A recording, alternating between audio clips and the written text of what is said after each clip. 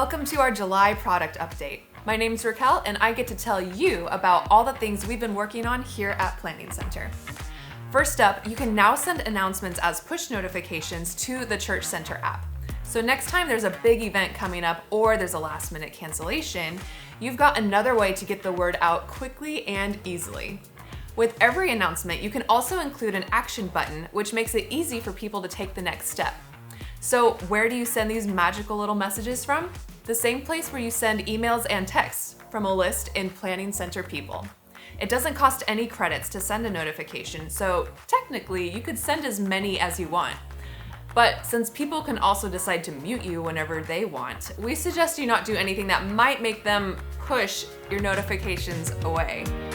Did you get that, Jesse? Let's just hit the next feature. With check-ins, you can create an unlimited number of stations. And now we've made it even faster and easier to set those stations up. When a volunteer opens the check-ins app on their phone for the first time, they'll see a QR code. Just use the camera on your phone to scan the QR code, then give the station a name, and select a template. And that's all there is to it. You've got a new station ready to help people get checked in. In the giving world, we now support tracking donations from multiple campuses. The first place you'll see them is on the main dashboard. To see data for a specific campus, just select it from the dropdown. If you've already set up campuses and assigned people to them, then you'll be able to use this right away. You don't even have to flip on a switch. Let's check out the donations list so that we can zoom in a little bit. To see which campus each donation is connected to, just take a look at the stamps. If a person has been assigned to a campus, then all their donations will also be assigned to that campus. But of course, you can always edit them if you need to. If this donation was from a special fundraiser at the Vista campus, for example, we can just switch it over to that campus instead. Okay, I must notify you that it's time to push onto more push notifications. Did you get that one, Jesse? Let's just stick to the script. Right. It's time to talk about group notifications. We've added more ways that your group members can get notified about what's going on. And we've also given them more control over which notifications they want to receive. From your notification settings, you can easily choose which alerts you want to see and which ones you don't.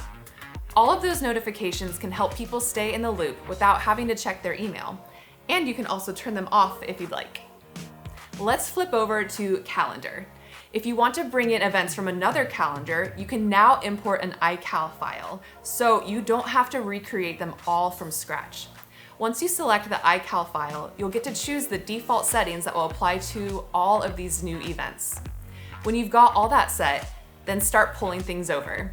Once an event is brought into the system, it becomes a living, breathing calendar event, just like any other events that you create. Next, we've built a bridge that connects publishing with services.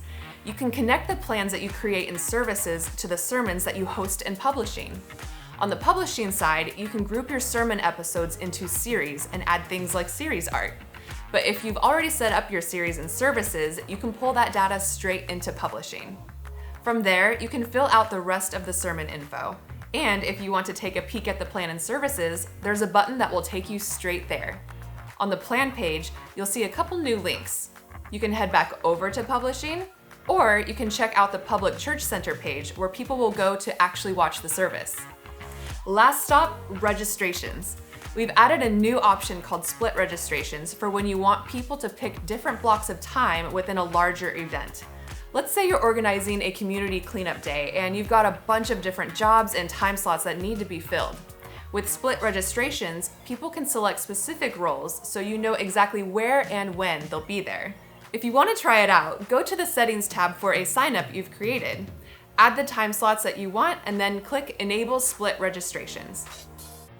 That's all we've got for you today. Our product teams already have a lot more in the works, so I'm sure we'll be back with another round before too long. Until then, have fun exploring these new features and we'll see you next time.